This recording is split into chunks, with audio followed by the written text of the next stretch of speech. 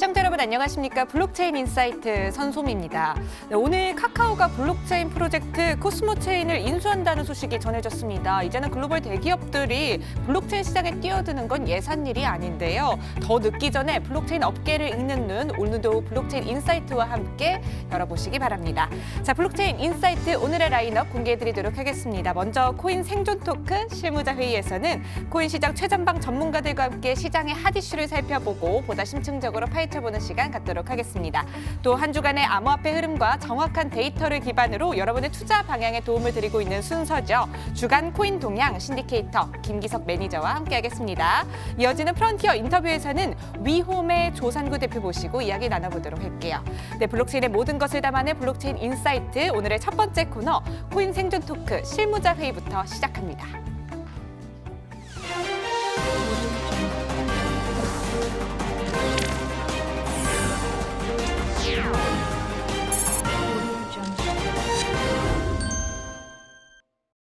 블록체인계의 지극히 개인적이고 편파적인 방송, 업계의 내밀한 속내를 시원하게 파헤쳐드리는 순서입니다. 코인 생존 토크 실무자 회의를 시작해보도록 하겠습니다. 오늘도 치열한 코인판 선봉에서 열일하고 계신 세 분이십니다. 비트소닉의 신진욱 대표, 플랫타의 박승욱 대표, 그리고 블록노드 커뮤니케이션즈의 정윤성 팀장 이 세 분과 함께하도록 하겠습니다. 안녕하세요. 네, 안녕하세요. 네, 반갑습니다. 자, 그럼 오늘 실무자 회의 주간 회의로 어떤 안건들이 올라와 있는지 화면을 통해서 만나보도록 하겠습니다. 네, 비트코인의 가격 상승세가 계속되면서 김치 프리미엄이란 말이 재등장하고 있습니다. 비트코인 가치가 재조명될 것이란 의견과 묻지마 투자를 경계해야 한다는 의견이 대립을 하고 있습니다. 페이스북이 리브라의 백서를 공개하기 전에 블록체인 코드베이스를 공개했습니다. 하지만 4일 만에 문제 제기가 160건에 달해 이목이 집중됐습니다. 룩셈부르크 소재 증권사 아르젠토와 영국 암호화폐 거래소 런던 블록 익스체인지가 비트코인 표인 채권 발행을 발표할 예정입니다. 명칭은 포모, 호들, 문 등이 예정돼 있습니다. 정부가 금융정보분석원에 암호화폐 거래소를 등록하면 금융감독원 검사 조치에 들어갑니다. 의무를 불이행 시 금융회사와 거래 금지 방안이 추진된다고 합니다. 네, 오늘도 흥미로운 안건들이 공개돼 있는데요. 세 분은 어떤 이슈에 눈길이 가시는지 궁금합니다. 먼저 신진욱 대표님께 여쭤볼게요. 신진욱 대표님, 어떤 안건에 가장 눈길이 가셨을까요? 저는 한 두 가지 정도 관심이 가는데요. 네. 아무래도 요즘에 좀 거래가 좀 활발해지다 보니까 김치 프리미엄에 대해서 한번 설명을 드리는 자리가 있으면 좋을 것 같고요. 그리고 두 번째는 이제 제가 개발자다 보니까 네. 페이스북이 이제 이슈 제기를 160개 정도 받았다고 이 부분이 좀 문제인 것처럼 이야기들이 이제 나오는 부분이 좀 안타까운 부분들이 있습니다. 그래서 160건 정도면은 무풀보다 악플이 낫다고 굉장히 많은 관심을 받는 것이거든요. 네. 그래서 그걸 나쁘게 볼 것이 아니기 때문에 한번 편을 들어줄 수 있는 시간이 있으면 좋지 않을까 싶습니다. 네, 다시 고개를 든 김치 프리미엄 그리고 또 리브라 코인에 대해서 무풀보다 악플이 나와서 좀 손을 들어주는 시간이 좀 됐으면 좋겠다고 이야기를 해주신 점이 눈길이 가네요. 자, 다음으로는요 박승호 대표님께 여쭤볼게요. 오늘 네 가지 안건 중에 어떤 이슈들에 눈길이 가셨을까요? 네, 저도 앞서 신진욱 대표님하고 의견이 동일한데요. 네, 저도 이제 암호화폐에 대한 가격을 항상 이끌어가고 있는 비트코인에 대해서 당연히 가격을 쳐다보고 있기 때문에 김치 프리미엄에 대해서 관심이 가고요. 그리고 저도 리브라에 대해서 관심을 많이 보이고 있는데요. 저희도 리브라의 그 이더리움의 솔리디티 같은 게 디앱을 개발하는 게 리브라에는 볼트라는 게 있습니다. 네. 그래서 저희 회사에서는 지금 현재 무브라는 게 있습니다. 무브. 네, 저희 회사에서는 현재 무브를 분석을 해서 페이스북에 지금 리브라 생태계는 어떻게 구성될지에 대해서 한번 분석을 해보고 있고요. 그래서 네. 한번 리브라에 대해서 관심 있게 살펴보는 시간도 좋을 것 같다고 생각합니다. 네, 그렇군요. 신진욱 대표님과 마찬가지로 첫 번째와 두 번째 이슈에 눈길이 간다고 이야기를 해주셨고요. 마지막으로 정윤성 팀장님의 의견이 중요해질 것 같네요. 어떤 이슈에 눈길이 가셨을까요? 네, 저도 우선 김치 프리미엄 네. 또 시장이 좀 핫해지다 보니까 역시나 한국에서 김치 프리미엄 또 빼놓을 수 없기 때문에 그거 한 가지랑요. 그럼 또 한 가지는 최근에 보면 이제 한쪽 사이드에 있었던 비트코인이 점차적으로 각 국가 간의 어떤 금융당국에서 승인이 나는 그런 금융상품이라든지 또 얼마 전에 지금 뵀더니 영국에서 뭐 헤지펀드에 대한 승인도 났다라고 하는데 이런 기존의 금융권 간의 어떤 콜라보가 계속 발생하고 있고 오늘도 주제였던 비트코인 채권, 뭐 포모나 뭐 이러면 좀 재밌게 진 것 같은데 어쨌든 간에 뭐 영국에서 금융행위 감독 기관의 규정을 준수하는 이제 비트코인 표시 채권을 이제 발행한다고 해서 앞으로도 다양한 비트코인 관련된 금융상품, 특히 기존에는 뭐 마진이라든지 이런 파생 상품이 나왔었는데 채권 가치의 원금이 뭐 보장이 되는 뭐 그런 정도의 또 채권 같은 경우도 관심이 가고 있습니다. 네, 그렇군요. 김치 프리미엄 그리고 비트코인 채권 발행 예정 이 이슈에 눈길이 간다고 해주셨습니다. 세 분께서 오늘도 공통적으로 한 이슈에 또 같이 공통적으로 또 바라보고 계신 것 같은데요. 자, 오늘의 주제를 그럼 공개를 해보도록 하겠습니다. 첫 번째 안건입니다. 비트코인 급등, 김치 프리미엄이 돌아왔다. 이 주제로 코인 생존 토크 실무자 회의를 시작해 보도록 하겠습니다. 네, 김치 프리미엄이라는 단어가 또 다시금 또 재등장을 하고 있습니다. 이게 정말 그러한지 이 현상이 또 재조명되고 있는데요. 이 발생 원인과 의미에 대해서부터 좀 짚어보면 좋을 것 같습니다. 김치 프리미엄이 근데 무엇인지 모르는 시청자 여러분들을 위해서 정윤성 팀장님께서 간략하게 좀 정리를 해주셔도 좋을 것 같아요. 네, 뭐 김치와 이제 프리미엄이 이제 합쳐진 말이죠. 네. 그래서 김치는 이제 한국을 대표하는 말이기 때문에 한국에 있는 똑같은 비트코인도 뭐 한국에서는 예전에 뭐 한 2, 3년 전만 보더라도 김치 프리미엄이 대단했었습니다. 그때 한국에서는 비트코인 살려고 하면 뭐 1,500만 원. 그런데 그거 똑같은 비트코인이 뭐 미국이나 이런 데서는 1,000만 원에 거래가 된 거죠. 그러니까 한국에서 비트코인을 팔고 싶어하는 욕구가 굉장히 커지는 그런 부분이 있어서 이런 한국만이 갖고 있는 어떤 암호화폐 가치의 어떤 거품 이런 부분을 이제 김치 프리미엄이라고 좀 보시면 될 것 같고요. 이와 마찬가지로 이제 김치 아니면 뭐 일본 뭐 스시 프리미엄 뭐 이렇게 각 국가별로 사실 암호화폐가 동일하진 않거든요. 그래서 각자 간의 어떤 암호화폐 가격차 이런 부분이 하나의 어떤 차익거래 이런 거에 대한 기회를 많이 주기 때문에 그런 거를 또 쫓아다니는 투자 세력들도 상당히 많이 있어서 계속적으로 이제 회자가 되는 것 같습니다. 네, 김치 프리미엄의 의미에 대해서 간략하게 또 짚어주셨는데요. 이 김치 프리미엄이란 국내 암호화폐 거래 시장에서 거래되고 있는 암호화폐가 외국 시장보다 비싸게 거래되는 것을 뜻하는 용어입니다. 또 한국만이 갖고 있는 암호화폐 거품이다. 또 이렇게 또 쉽게 설명을 해주셨네요. 자, 그렇다면 또 이 단어도 한번 짚어보면 좋을 것 같아요. 김치 프리미엄과 반대로 역김치 프리미엄 이런 이야기도 나오고 있거든요. 이 뜻은 무엇인가요, 박승우 대표님? 역김치 프리미엄은 올해 초에 좀 많이 발생했던 것 같아요. 2018년도부터 중순부터 그 비트코인 암호화폐 가격이 급작스럽게 하락을 계속 지속하면서 한국의 그 비트코인 가격이 어떻게 보면 해외 비트코인 가격보다 낮게 형성되는 상황이 발생했고요. 많게는 한 15% 정도까지 발생했던 걸로 저는 기억을 네. 하는데요.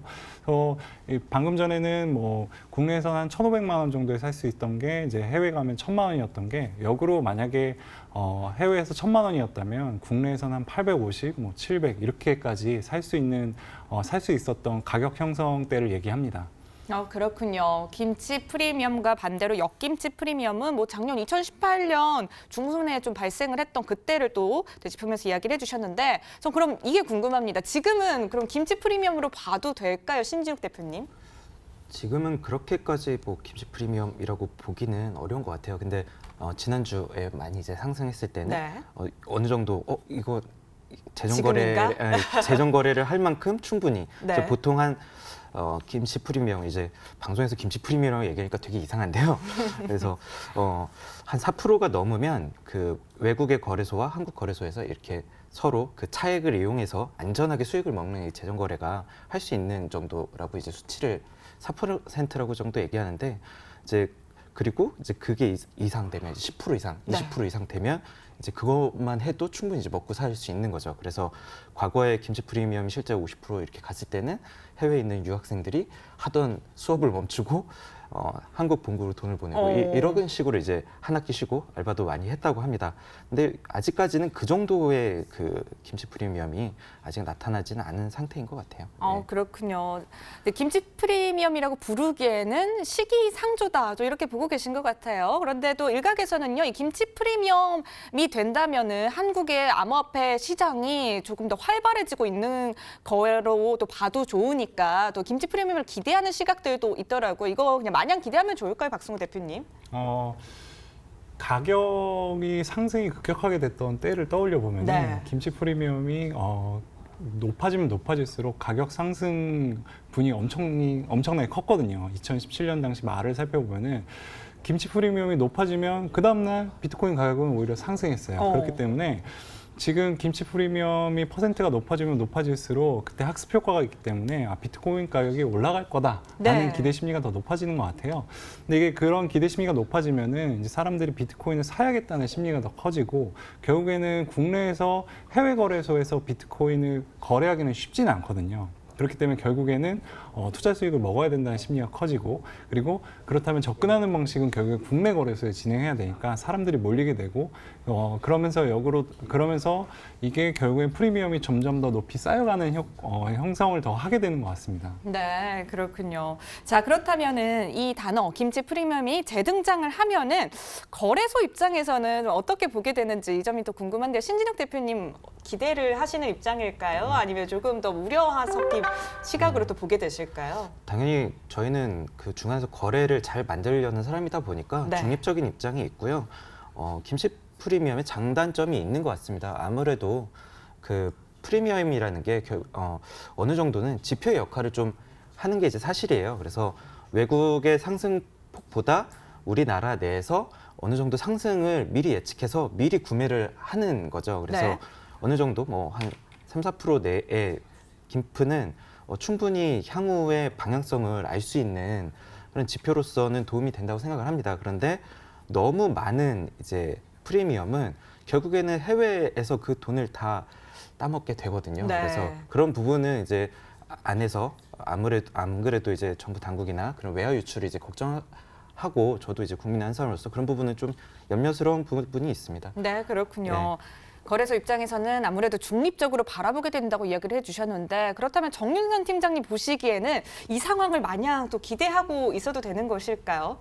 네, 우선은 뭐 김치 프리미엄 자체는 뭐 어떤 뭐 현상인데, 우선 이게 왜 생겨났냐면 한국 시장만의 또 독특한 또 성향들이 있습니다. 굉장히 좀 급하게 뜨거워지고 차갑게 떨어지는 그런 현상이 있어서 뭐 웩도독 현상이라고 하죠. 보통 이제 원래 비트코인 가격은 뭐 저점이 뭐 800만 원에서 고점이 1,200만 원 움직일 때 한국 시장에서는 1,500만 원, 600만 원 이렇게 변동성이 굉장히 큰 시장으로서 보고 있고, 예전에도 주식시장 같은 경우 상당히 변동성이 좀 큰 그런 모습을 굉장히 많이 보여줬었는데, 이런 부분이 어떤 한국 투자자들의 어떤 성향 이런 부분도 좀 있었기 때문에 이제 앞으로 뭐 김치 프리미엄을 기대를 해보자 이런 부분보다도 시장이 또 뜨거워지고 불장이 왔었을 때는 김치 프리미엄이 당연히 나올 수밖에 없는 그런 현상이 될 가능성이 크다라고 좀 볼 수 있을 것 같고요. 또 한 가지로서는 초반에, 그러니까 이제 뭐 2~3년 전까지 이제 비트코인이 장기적으로 랠리를 펼쳤을 때는, 그때는 이제 김치 프리미엄의 특징이 뭐냐면 그냥 한국 시장에서 우선은 올라가기 때문에 뭐 외국 거래소와의 재정 거래 이런 것뿐만이 아니라 그냥 여기서 사면 먹는구나라는 광기가 더해지면서 김치 프리미엄이 최대 뭐 50%까지 차이가 났던 부분이 있는데, 이제는 이제 여러 가지 사람들도 이제 재정 거래에 대한 부분을 일반 투자자들도 알고 하다 보니까 이런 부분이 과거처럼 뭐 막대하게 벌어지지 않을 것 같고요. 이제는 포인트가 뭐냐면 각 국가 간 어떤 정책의 차이 이런 부분이 결국은 그 나라에서 어떤 같은 비트코인이지만 국가 간의 다른 국민들 같은 경우는 비트코인을 바라보는 그런 성향이 정책에 따라서 완전히 달라질 수도 있기 때문에 이런 부분도 상당히 좀 중요하지 않을까 싶습니다. 네, 작년에는 아무래도 좀 광기에 가까운 투자 열풍이었고, 또 지금 좀 상황이 달라졌기 때문에 국가 간 정책에도 큰 영향을 받을 것이다, 또 이야기를 해주신 것 같은데요. 또 작년과 지금 현재 시장 분위기 정말 많이 달라진 것 같긴 합니다. 신규 투자자들도 많이 좀 들어왔을 것 같은데요. 혹시 지금 이렇게 좀 또 비트코인 가격도 계속해서 올라가고 있고 시장이 계속해서 뜨거워지고 있는데, 텐데 혹시 주의해 볼 만한 사항들이 있을까요? 박성호 대표님은 혹시 신규 투자자들에게 어떤 이야기 해주고 싶으세요? 뭐 요새 이제 근래 뉴스 기사로도 나왔는데 뭐 작년 3월달 뭐 그 올해도 마찬가지고 네. 그 굉장히 큰 사기 사건들이 좀 있었는데 지금 다시 이제 비트코인 가격이 오르면서 이제 그런 어떻게 보면은 다단계를 넘어서는 사기 요소들이 좀 생긴다라는 기사도 봤고요. 그리고 근래 이제 중국 쪽에서 뭐 조 단위의 이제 뭐 다단계 사기였다. 그래서 암호화폐 관련된 사기에 대한 뉴스들이 좀 나와서 네. 그 비트코인 가격이 오르는 거는 보장하지 않습니다. 암호화폐가 뭐 만들면 무조건 수익이 나고 그리고 사람들이 구매하면 무조건 수익이 나는 건 아니기 때문에 비트코인 가격이 오르는 걸 빗대어서 우리가 지금 이 거래소라든지 이 같은 코인 사업을 진행하고 비트코인 현재 오르기 때문에 우리도 무조건 오를 거야라고 접근하는 분들이 있다면 매우 경계하셔서 보셔야 되고요. 분명히 사업하고 준비된 부분, 능력으로 코인 가격은 변동하기 때문에 주의 깊게 항상 살펴보셔야 됩니다. 네, 비트코인 가격이 오른다고 무작정 또 좋은 신호, 좋은 투자의 신호로 바라볼 것은 아니다. 또 이렇게 이야기를 해주신 것 같아요. 그런데 하지만은 비트코인 가격이 최근에 또 많이 상승을 했고요. 또 비트코인 가격의 상승이 김치 프리미어를 불러왔다. 또 이런 이야기가 계속해서 들려오고 있거든요. 이거는 매번 이런가요, 정윤선 팀장님? 관계가 있나요, 혹시? 그러니까 시장과 김치 프리미엄과의 관계 네. 뭐 그런 거 말씀하신 거죠. 아까 말씀드렸다시피 아무래도 그 상승장에서는 김치 프리미엄이 나올 가능성이 앞으로도 좀 있어 보입니다. 특히나 그 뭐 거래량이라든지 특히나 그 2017년도 그때까지만 보더라도 전 세계 암호화폐 거래에서 한국이 차지한 비중이 굉장히 컸었거든요. 그때가 왜 그랬었냐? 당연히 거래가 늘면 가격 상승도 같이 동반이 되는데 그러다 보니까 이제 김치 프리미엄이 나왔고요. 반대로 이제 2018년도 2월 달에는 뭐 국내에서도 강력한 뭐 제재를 할 것이다라는 부분이 나오면서 급격히 냉랭해지지 않습니까? 그러다 보니까 이제 역김치 그러니까 한국에 있는 암호화폐 가격이 더 빨리 떨어지는 그런 부분도 보여줬기 때문에 상승장일 때도 김치 프리미엄이 나오고 하락장에서는 오히려 다른 나라보다 더 가격이 빨리 떨어지는 그런 영향이 계속적으로 좀 나타날 가능성이 좀 크다라고 좀 보여지고요. 또 한 가지로서는 이제 각 국가 간의 김치 프리미엄뿐만이 아니라 뭐 국가 간에 요즘 약간씩 비트코인 가격이 좀 국가의 특성에 맞게끔 많이 변동성이 좀 큰 부분도 보여주고 있어서 네. 앞으로도 그 국가에서 예를 들어서 대외적으로 예를 들어서 환율이 그 국가의 어떤 화폐의 가치가 앞으로 떨어질 가능성이 크다라고 보여지면 그 나라의 국민들 같은 경우는 오히려 비트코인 같은 것들을 살 수 있는 그 매수가 좀 강해질 수 있거든요. 그래서 그 국가에서 앞으로 뭐 경제 상황이 좀 안 좋아질 가능성이 크다라고 보면 뭐 그런 부분도 상당히 좀 있고 예전에 보면 베네수엘라든지 이런 부분 보면 그 국가의 어떤 화폐 가치가 굉장히 떨어지다 보니까 살 게 없기 때문에 뭐 비트코인 같은 것들 사는 그런 부분도 좀 보여지고 앞으로도 김치 프리미엄이나 국가 간의 어떤 그 국가의 프리미엄 같은 경우도 이런 상황으로 변모할 가능성이 크지 않나라고 보여집니다. 네, 비트코인의 상승이 뭐 반드시 김치 프리미엄을 불러온다고 볼 수는 없겠지만 거래가 늘고 가격 상승이 동반되는 것 자연스럽기 때문에 또 김치 프리미엄이라는 단어도 계속해서 거론되고 있다. 또 이렇게 이야기를 해주신 것 같아요. 자, 그렇다면 이제 비트코인이 아무래도 암호화폐 대장주다 보니까 가장 큰 관심을 받고 있지만 다른 알트코인들은 상황이 현재 좀 어떤지 또 궁금한데 신진욱 대표님 현재 다른 알트들은 어떤가요? 지금 비트코인의 상승을 다른 그 알트코인들이 이제 따라가지는 못하고 있는 상황인 것 같아요. 그러니까 뭐 이더리움이 이제 비트가 오른 만큼, 그러니까 비트가 많이 오르고 거래량이 많이 늘어나면 네. 비트 트랜잭션이 이제 느려지기 때문에 그 다음에 이제 이더리움을 사서 이렇게 하려고 하고 바로 이제 옮겨가는데 이번에 저도 이제 그 투자를 하면서 매매를 하면서 이게 이더리움 가격이 따라가느냐 안 따라가느냐가 더 고점에 빨리 도달할 수 기존의 비트코인 고점에 도달할 수 있느냐 없느냐로 좀 지표로 삼았었거든요. 근데 네. 이더리움 가격이 쫓아가지를 못하더라고요. 그래서 오히려 근데 결국에는 개인적인 생각이겠지만 다른 알트코인은 잘 모르겠으나 이더리움은 알트코인이라고 부르면 기분 나빠하시는 분도 있을 만큼 네. 굉장히 이제 좋은 코인이기 때문에 비트코인은 많이 올랐고 이더는 많이 안 올랐기 때문에 저는 개인적으로 이더를 조금 매집을 하면 좋지 않을까 하는 생각을 개인적으로 하고 있습니다. 네, 그렇군요. 네, 이 점에 대해서 다시 한번 또 박승호 대표님께도 한번 의견을 여쭤보고 싶어요. 왜 근데 비트코인만 또 지금 또 주목을 받고 있는데 다른 알트코인들은 그에 맞는 또 상승을 왜 보여주지 않는 것일까요? 우선은 이번에 한 며칠 전에 네. 비트코인이 이제 굉장히 하락을 한 날이 또 있었습니다. 근데 비트코인 하락폭에 비해서 이더리움이나 다른 코인들의 하락폭은 좀 적었거든요. 그래서 지금 보면은 비트코인 쪽으로 한번 이게 대중의 눈이나 아니면 투자자의 눈이 쏠리면은 결국에는 쏠리는 곳에 좀 쏠리는 경향이 있는 것 같고요. 또 내리다 보니까 수익 실현이나 또 이게 쏠리는 곳에 또 빠지는 곳에 한꺼번에 확 빠지는 부분이 있는 것 같습니다. 근데 비트코인이 결국에는 어느 정도 가격이 올라가서 안착을 하면은 저도 조금 의견이 비슷한 게 그다음 오를 코인들이 있을 거라고 생각하고 네. 이더리움이 가장 좀 저도 이제 그다음 상승분을 가져가지 않을까라는 생각이 좀 들고요. 근데 이제 나머지 알트코인들, 그러니까 뭐 또 다른 뭐 이오스라든지 또 큰 알트코인들이 있죠. 근데 그 외에 정말 대장격의 그룹에 1그룹에 못 들어가는 알트코인들은 현재 비트코인의 가격보다는 각각의 이제 정보들이 잘 공개되고 있고 정보들이 지금 사람들이 정보를 찾는 루트가 많아지고 있기 때문에 그 프로젝트마다 상황에 따라서 굉장히 다변화되고 있다고 생각이 듭니다. 네. 그렇군요. 프로젝트마다 또 상황마다 좀 다변화되고 있다 이야기를 해주셨습니다. 자, 그럼 이쯤에서 오늘 나눈 이야기에 대해서 세 분의 한 줄 평을 또 들어보도록 하겠습니다. 한 줄 평은 먼저 정윤성 팀장님께 여쭤볼게요. 오늘 한 줄 평 어떻게 내려주실 건가요? 네, 뭐 뜨거운 이제 한국 시장에 대한 그런 부분 얘기를 계속 나눴었는데 이제 한국 코인 시가 이제 뭐 금방 끓고 금방 식는 양은 냄비가 되기보다는 천천히 뜨거워지지만 그 열기가 계속적으로 좀 이어질 수 있는 그런 뚝배기 같은 시장이 됐으면 좋겠습니다. 네, 김치 프리미엄이란 또 이제 김치에서 또 각인을 하신 것 같은데요. 뚝배기와 같은 한국 시장이 되길 바란다고 이야기해 주셨습니다. 자, 이어서 또 신진욱 대표님께 여쭤볼게요. 한 줄 평 어떻게 내려주실 건가요? 네, 김프는 되게 자연스러운 것 같습니다. 근데 그게 이제 얼마나 그 높게 끼었느냐가 이제 문제인 네. 거기 때문에 그래서 지금은 뭐 우려할 수준이 아니지만 향후 투자하실 때 그 매매 기준으로 잘 삼으셔서 하시는 것도 이제 좋다고 생각합니다.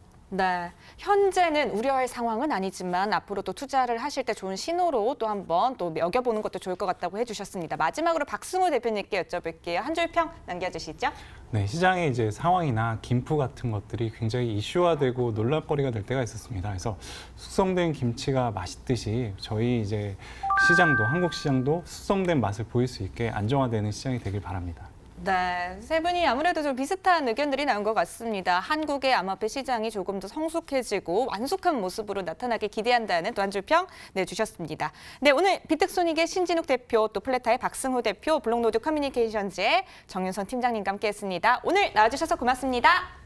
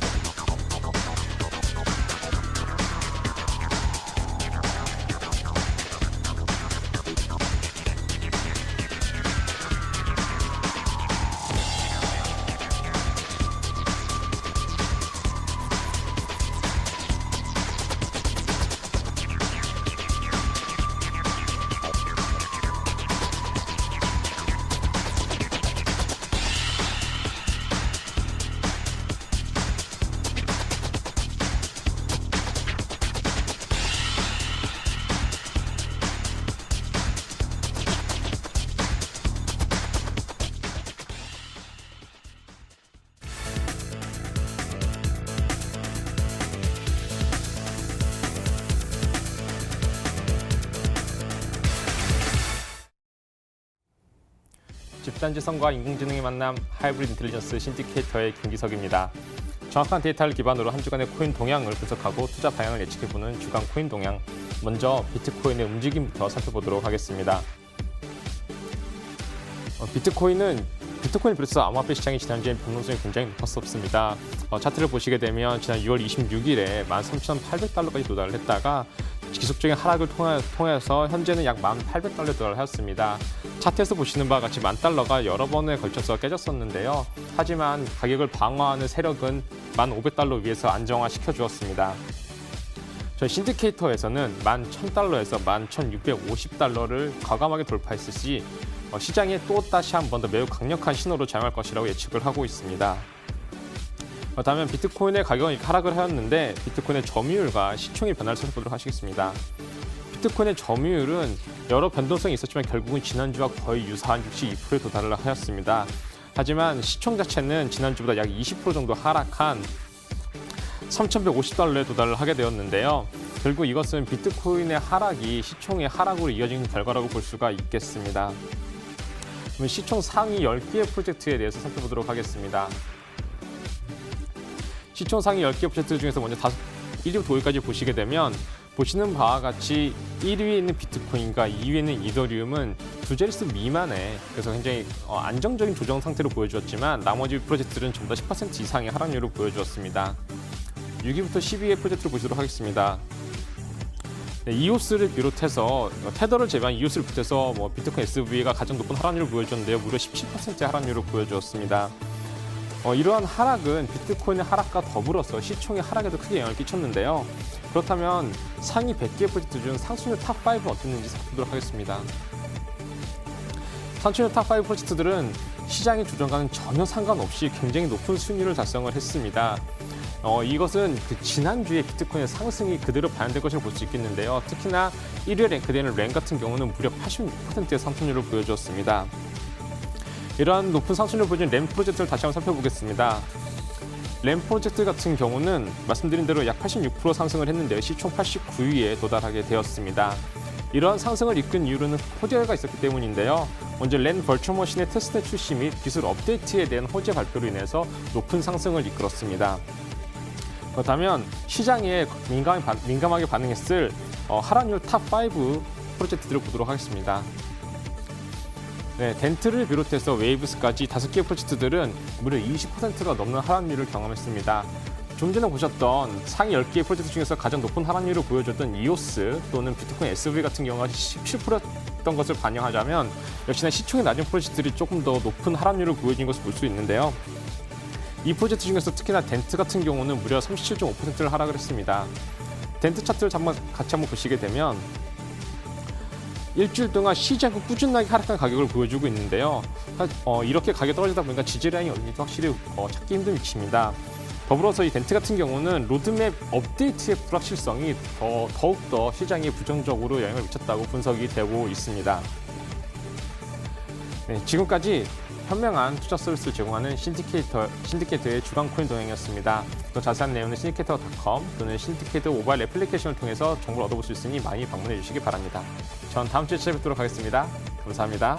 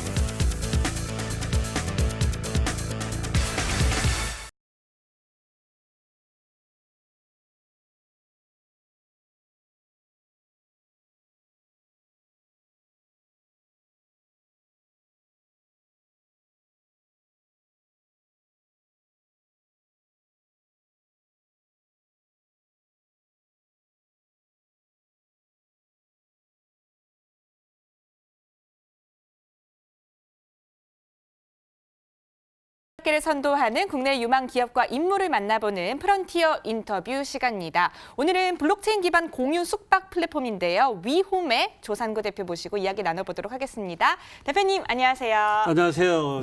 위홈의 조산구입니다. 네, 반갑습니다. 네. 또 간략하게 인사해 주시긴 했는데요. 블록체인 인사이트 시청자 여러분들께 간단한 소개 말씀도 좀 부탁드릴게요. 네, 위홈 프로젝트를 맡고 있고요. 2012년부터 즐겁게 세상을 이롭게라는 생각을 가지고 공유 숙박을 해왔습니다. 한 7, 8년 공유 숙박을 해왔는데 최근에 이제 블록체인 기반으로 해서 네. 공유 경제에서 가장 큰 문제인 플랫폼의 독점 문제, 전 세계적으로 그런 문제를 실질적으로 위홈이라는 프로젝트를 통해서 해결해 보려고 노력하고 있는 공유 경제의 전문가이자 인터넷에 종사해온 사람입니다. 네, 그렇군요. 반갑습니다. 네, 공유 경제에 대한 여러 가지 이야기들이 나올 것 같아서 더 기대가 되는데요. 이제 프로젝트에 대한 이야기를 하나씩 해보도록 하겠습니다. 먼저 위홈이 무엇인지부터 짚어보면 좋을 것 같아요. 간략하게 위홈에 대해서 소개를 해주실까요? 네, 위홈은 제로 수수료가 없는 블록체인 공유 숙박입니다. 네. 아주 품질이 보장된 숙소를 수수료도 없고 인센티브를 받아가면서 할 수 있는 건데 간단하게 얘기하면 에어비앤비 2.0으로 볼 수 있습니다. 근데 이제 주인이 이제 에어비앤비 같은 경우는 주주와 파운더들이라고 하면 위홈은 블록체인 기반의 조합주의로 해서 게스트와 호스트 그리고 초기의 투자자들 이런 분들이 주인인 모델로서 글로벌리 에어비앤비를 한번 뛰어넘어 보겠다는 야심을 가지고 있습니다. 네, 그렇군요. 수수료가 없는 블록체인 숙박 플랫폼이다. 이렇게 또 간략하게 설명을 그렇죠. 해주셨습니다. 에어비앤비는 저도 좀 몇 번 사용을 해봤어서 조금 더 이해가 잘 되는 것 같아요. 자, 이 조합형 공유 경제 이런 말씀을 좀 앞에서 간략하게 해주시긴 했는데 이게 어떤 의미인지 또 짚어주시면 좋을 것 같습니다. 기존의 공유 경제와는 어떠한 차이점이 있는 것일까요? 아시는 것처럼 공유 경제는 세계적 흐름이거든요. 그래서 네. 처음에는 유유자원의 공유로 시작했지만 지금은 이제 아주 모든 개개인들이 엄청나게 이제 파워풀하잖아요. 기술 때문에. 그러다 보니까 개인 중심, 시민들이 중심인 민주적인 경제 모델이 공유 경제예요. 네. 근데 문제는 공유 경제가 세계적인 흐름으로 막 엄청나게 활성화가 되는데 거기에 큰 장애물이 뭐냐면 플랫폼이 모든 가치를 다 가져가는 거예요. 그래서 플랫폼에 독점 문제가 있으니까 그 독점 문제를 풀자고 해서 플랫폼 조합주의가 나왔는데 그걸 마땅히 실현할 수 있는 툴이 좀 없었었죠. 근데 이제 블록체인이 등장하면서 블록체인의 다오라는 게 다른 말로 얘기하면 조합주의거든요. 그렇죠. 협동조합, 매개자 없이 하는 것. 그래서 그 개념으로 해서 네. 공유 숙박 쪽에서 실질적으로 저희가 에어비앤비와 같은 서비스를 제공하면서 실은 주인이 참여자인 모델. 그래서 공유 경제의 가장 큰 문제인 플랫폼의 독점 문제를 해결하자고 해서 나온 게 조합형 공유 경제고 공유 숙박 쪽에서 하는 게 조합형 공유 숙박입니다. 네, 그렇군요. 이 공유 경제 같은 경우는 세계적인 흐름인 것이 맞는데 또 그동안 마땅한 툴이 없었다면 이제 블록체인이 등장을 함으로써 이제 적합하게 또 사용을 하게 되신 것 같습니다. 자, 근데 아마 이 질문과 또 이어지게 될 것 같아요. 위홈은 어떻게 시작이 됐을까요? 개발 동기가 혹시 또 방금 말씀해주신 설명과 이어지나요? 그러면 2012년도에 공유 경제라는 말이 잘 생소할 때 이미 코자자라는 공유 숙박을 했었죠. 네. 왜냐하면 저는 실리콘밸리에서도 한 5, 6년 동안 공유 경제 그 사업을 또 했었거든요. 엔터프라이어로서. 그래서 사업을 2012년부터 했는데 그동안 한 7, 8년 동안 엄청나게 많은 경험을 했죠. 뭐 좋게 하니까 경험이지만 많은 고생을 했는데 에어비앤비가 워낙 잘해요. 뭐 자원도 많고 네. 하기도 잘하고 그런 상황에서 절치부심 경험하고 어떤 해법을 찾았는데 네. 근데 이제 좋았던 거는 블록체인이 등장하면서 완전히 게임 체인저거든요. 무슨 얘기냐면 에어비앤비는 투자자들한테 돈을 받아서 주주를 위해서 이제 비즈니스를 한다고 하면 블록체인 기반의 공유 숙박은 호스트와 게스트가 주인인 모델이기 때문에 이건 커뮤니티예요. 네. 에어비앤비는 컴퍼니, 위홈은 그 커뮤니티죠. 그러니까 몇 년 동안의 코자자의 경험을 베이스로 기반으로 해가지고 블록체인을 적용해서 위홈을 하는 모델인 겁니다. 아, 그렇군요. 이제 블록체인을 적용을 해서 또 위홈이 또 탄생하게 된 그 스토리까지 함께 이야기를 해주셨습니다. 자, 그렇다면 위홈에 대해서 조금씩 더 구체적으로 이야기를 나눠보도록 하겠습니다. 위홈의 플랫폼은 어떻게 구성이 되어 있는지, 플랫폼의 구성 그리고 역할에 대해서도 설명을 해주시면 좋을 것 같네요. 네, 크게 위홈은 이제 세 개의 그 계층으로 나눠졌습니다. 첫 번째는 네. 일단 우선적으로 IT 기술 레이어가 있고요. 네. 뭐 스마트 컨트롤 가지고 하는 뭐 페이먼트 이런 것들. 두 번째가 토큰 이코노미 레이어가 있고 그 위에 거버넌스 레이어가 있습니다. 네. 그런데 이제 깊이 들어가면 기술 쪽에서는 예를 들어 그 공유 숙박이기 때문에 사람들한테 많이 노출시켜야 되는 쪽이 있고 한쪽은 또 신뢰를 답보해야 되는 쪽이 있어서 네. 노출시키는 쪽은 기존의 그 센트럴라이즈드 모델로 하고 그래서 일반적인 공유 숙박으로 하고 그다음에 신뢰 답보를 위하거나 아니면 스마트 컨트롤을 이용해서 자동화하는 쪽은 블록체인을 이용하는 식으로 되어 있고요. 그렇지만 현재 블록체인 기술은 실적으로 이 복잡한 공유 숙박에 적용하기는 쉽지 않아서 지금 현재 수수료 무료라든가 인센티브를 주는 가치는 토큰 이코노미 위주로 해서 접근을 하고 있고 네. 거버넌스에 대한 고민도 되게 많이 하고 있는데 거버넌스는 좀 더 경험을 하면서 뭔가 이렇게 정책을 정하고 해야 될 것 같아서 네. 이 세 레이어를 궁극적으로 블록체인에 지향하는 DAO로 접근하지만 현실적으로 그 상황에서 최적의 기술과 그다음에 철학을 적용해서 고객 가치를 만들려고 노력하고 있습니다. 그렇군요. 위홈의 플랫폼을 분야에 대해서 또 세 가지로 나누어서 또 설명을 해주셨고요. 자, 그렇다면 저 같은 실사용자들이 위홈을 어떻게 이용할 수 있는지 이 점도 궁금합니다. 위홈이 제공하고 있는 서비스는 어떻게 구성되어 있나요? 에어비앤비를 많이 쓰시니까 네. 그 에어비앤비하고 똑같다고 생각하시면 됩니다. 예, 에어비앤비의 초기에는 저희가 에어비앤비 슈퍼호스트들 숙소를 모집을 해가지고 네. 똑같은 숙소인데 에어비앤비가 품질을 보장하는데 글로벌리요. 네. 수수료가 없고 인센티브를 받는 거죠.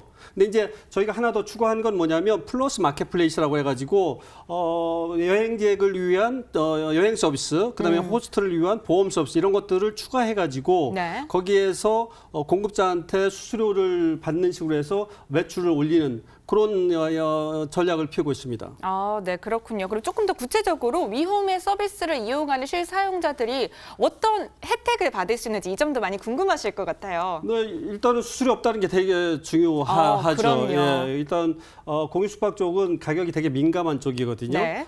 그다음에 여행하는 데 있어서 이미 저희가 서울 매출 스테이는 걸 그렇게 하고 있는데 숙박뿐만 아니고 다른 서비스들 그 플러스 마켓플레이스에서 제공을 해주기 때문에 숙박에서 다양한 여행으로 접근할 수 있는 것, 그다음에 저희 이제 공유 숙박의 이제 그 커뮤니티이기 때문에 가치가 외부로 빠져나가지 않고 내재돼서 거기서 참여에 대한 그 보상까지 주어지는 그런 모델이라는 측면에서 실적인 가치, 그다음에 철학적인 가치, 그다음에 참여의 가치 이런 것들 다 얻을 수 있는 것입니다. 네, 그렇군요. 고객 가치에 대해서도 함께 곁들여서 설명을 해주신 것 같고 수수료가 없다. 이 점이 참 저는 눈에 또 띄는 것 같습니다. 자, 지금까지 위홈의 시작과 또 서비스에 대해서 전체적인 내용에 대해서 또 간략하게 이야기를 해봤는데 궁금한 점들에 대해서 조금 더 구체적으로 질문을 드리도록 할게요. 에어비앤비에 대해서 지금까지 이야기를 해주시긴 해서요. 이 점과 함께 또 곁들여서 설명을 좀 해주시면 좋을 것 같은데요. 에어비앤비가 기존 시장을 선점하고 있는 건 또 사실이잖아요. 그만큼 또 해당 서비스의 이용자들도 상당합니다. 자, 그렇다면 위홈이 과연 어떻게 또 뛰어넘을 수 있는지 이 점에 대해서도 많은 분들이 궁금해하실 것 같아요. 2012년부터 에어비앤비 벤치마킹하고 극복하려고 노력을 했었죠. 근데 쉽지 않았습니다. 워낙 잘하기도 하고. 에어비앤비가 보시면 여러분 우버 생각하면 리프트도 생각나고 디디 추싱도 있고 그랩도 있잖아요. 네. 근데 공유 숙박 쪽에서 전 세계적으로 그 에어비앤비가 있어요. 왜냐하면 그만큼 공유 숙박은 진입 장벽이 높기 때문입니다. 그런 상황에서 에어비앤비가 과독점하고 있는 이 시장에서 에어비앤비의 똑같은 접근으로 에어비앤비를 뛰어넘을 수 있는 방법이 없습니다. 근데 블록체인을 이용하면 사업이 아니고 커뮤니티로 가면 얘기가 달라지는 거거든요. 그래서 토큰 이코노미를 적용을 해서 수수료 무료가 가능한 것입니다. 네. 그런데 그러면 에어비앤비하고 그래서 가격이 싸다고 에어비앤비 대신에 위홈에 가는 게 아니에요. 네. 그러려면 에어비앤비에 준하는 서비스와 숙소의 품질을 보장하고 그 위에다가 수수료가 없거나 다른 가치가 있어야 되거든요.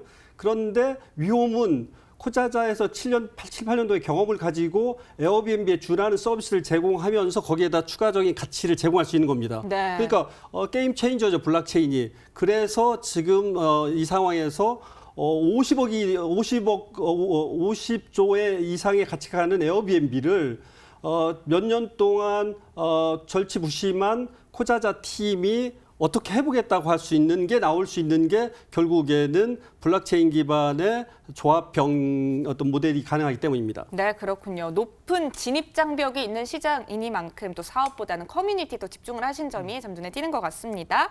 자, 그런데 현존하고 있는 많은 블록체인 사업들이 있습니다. 그중에서 위홈이 어떤 차별점을 갖고 있는지 이 점에 대해서도 짚어주시면 좋을 것 같아요. 1년 반 동안 저도 이제 공부를 하면서 배워왔는데 지금 현재 상황에서 위홈만큼 블록체인스러운 프로젝트가 있는가가 질문이에요. 네, 가장 블록체인스럽다. 다오라는 거를 뭐 타일 중앙 뭐 자율 오거나이제이션 이렇게 얘기하는데 어렵잖아요. 그거를 다르게 얘기하면 실은 조합형 커뮤니티예요. 네. 그러면 지금 현재 위홈에 제시하는 모델이 조합형 공유숙박이지 않습니까? 가장 다오스럽죠. 그런데 많은 프로젝트들이 매개자 없거나 그러니까 불공정한 어떤 가치 분배를 없애기 위해서 나타났다고 하는데 참여자들한테 수수료 받아가지고 매출 올리겠다고 하거든요. 네. 실은 가장 이상적인 매출을 모두 안 올리는 게 가상적이죠. 가장 이상적이죠. 그런데 위홈이 만약에 매출을 올리지 않고 그러면 어떻게 성장할 것인가 네. 이제 질문이 나오는데 그럴 때 저희가 이제 뭐 토크 이코노미 얘기하지만 좀 더 쉽게 얘기하면 카카오톡의 예를 들죠. 가장 막 급성장하는 시장에서 그 커뮤니티를 확대하기 위해서 본질 원래 핵심 서비스에서는 돈을 안 받는데 네. 그렇게 사람들이 모이면 거기에서 이제 추가적인 서비스를 해서 돈을 버는 모델이거든요. 위홈도 똑같습니다. 에어비앤비는 강력한 사업자가 있는 상태에서 경쟁하기 위해서 수수료 무료 모델로 가지만 네. 숙박은 여행과의 시작과 끝이거든요. 아까 말씀드렸지만 뭐 보험이나 이런 서비스를 제공을 해서 제공자한테 수수료 받는 레비뉴 모델이 있고 네. 그 다음에 이걸 기반으로 해서 또 다시 토큰 이코노미를 가지고 인센티브를 주고 하죠. 그렇게 이제 접근을 하는 식으로 해서 양날개를 가지고 있는 커뮤니티 키우고 그 다음에 수익 모델도 있는 다시 말씀드리면 가장 블록체인스러운 다오스러운 프로젝트인데 단순히 이상에서 끝나지 않고 현실적으로 매출을 올려서 실현을 할 수 있는 그 능력까지 있는 그런 프로젝트라는 측면에서 자부심을 가지고 있습니다. 그렇군요. 자, 근데 제가 또 사용자다 보니까 이런 질문들을 계속 드리게 되는 것 같아요. 이 공유 숙박 서비스 같은 경우는요, 얼마나 많은 숙소들, 이 인프라를 구축하느냐, 이 점이 좀 성공에 또 여건이 되는 것 같은데요. 이 인프라 구축을 위한 노하우가 왠지 있지 않으실까 싶어요. 예, 공유 숙박 플랫폼은 참 어렵습니다. 제가 네. 이제 7, 8년 동안 해왔지만 다국어에다가 호스트 게스트 있죠. 그다음에 페이먼트 다양한데 거기에다가 지금 이제 페이먼트가 블록체인 크립토커런시가 올라가야 된단 말이에요. 네. 그리고 호스트한테 가가지고 코자자에 등록하세요, 위홈에 등록하세요 이러면 에어비앤비 있는데 왜 거기 해야지 이럴 수 있거든요. 그런 어떤 그동안의 경험을 기반으로 했을 때 이제 저희가 만든 작전이 뭐냐면 일단 아웃바운드 한국 사람이 이제 뭐 칼기처럼 외국으로 나가는 시장을 먼저 접근을 하되 그러면 도쿄나 이런 데 호스트를 확보를 해야 되잖아요. 그럴 때 저희가 접근하는 방법이 각 주요 도시에 한 10명씩만 위홈의 엠베서더 호스트로 초대를 할 겁니다. 그분들한테 10,000불어치의 토큰을 드리고 1년 동안 같이 만들어가는 식으로 접근을 한다고 하면 네. 지금까지 이미 뭐 교과나 몇 군데 저희가 접근해봤는데 가능성이 있는 상태입니다. 그렇군요. 네, 공유 숙박 서비스가 정말 이제 숙소를 구축하는 것이 쉽지 않지만 이 점을 어떻게 또 구축해 오셨는지 노하우를 함께 더 짚어주신 것 같습니다. 자, 위홈 현재 그렇다면 어느 시점에 와 있을까요? 최근의 상황을 또 알려주시면 좋을 것 같습니다. 오늘 7월 4일 오후 3시에 네. 그 CPDAX에 상장을 했습니다. 축하드립니다. 7월 1일 날, 그래 2일 날 1차, 2차 프리리스트인데 완판이 됐고요. 저희가 오늘 상장을 하는 거는 전체적으로 저희가 다른 블록체인 프로젝트와 달리 저희가 이미 MVP가 있어요. 그래서 홈 토큰 가지고 예약을 할 수 있습니다. 좀 이제 많이 개선을 해야 되지만 네. 실질적으로 블록체인 프로젝트 중에 몇십 프로의 수수료를 절약할 수 있는 직접적인 가치를 제공할 수 있는 최초의 어떤 프로젝트라는 생각이 듭니다.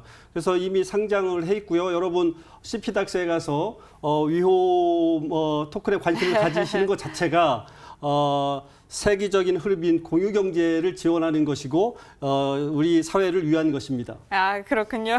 알겠습니다. 자, 파트너십에 대해서도 간략하게 덧붙여 주시면 좋을 것 같아요. 네, 뭐 7, 8년 동안 같이 사업해온 코자자 파트너들 같이 이제 연결을 하고 있는데 가장 최근에 재밌는 거는 서울교통공사하고 CPDAX를 운영하는 코인플러그하고 위홈이 같이 하고 있는 서울 메트로스테이입니다. 이 서울 지하철은 어느 나라에서나 그 여행객들의 네. 핵심적인 그 이동 수단이거든요. 그렇죠. 그걸 기반으로 해가지고 강력 330개 역마다 약 한 30명의 호스트를 확보해가지고 호텔을 하나씩 짓는 거예요. 네. 그렇게 해서 지금 이제 여행의 흐름은 뭐냐면 단체형에서 단체형에서 개별여행으로 갔다가 지금은 이제 동네여행으로 바뀌고 있거든요. 그래서 지하철 역세권을 중심으로 해서 서울시 모든 곳이 명동같이 동네 여행의 기반이 되게끔 하려면 네. 숙소가 있어줘야 되거든요. 그렇죠. 그거를 서울 메트로스테이가 서울교통사하고 코인플러하고 이 기술 접목을 해서 하는 거고요. 네. 그렇게 되면 수율이나 이런 것도 다 아주 인기 있는 그 여행지로 바뀔 수 있습니다. 그렇군요. 서울 메트로 스테이와 또 곁들여서 파트너십에 대해서 이야기해 주셨고요. 자, 그렇다면 위홈이 만들어갈 블록체인 생태계 어떤 모습일까요?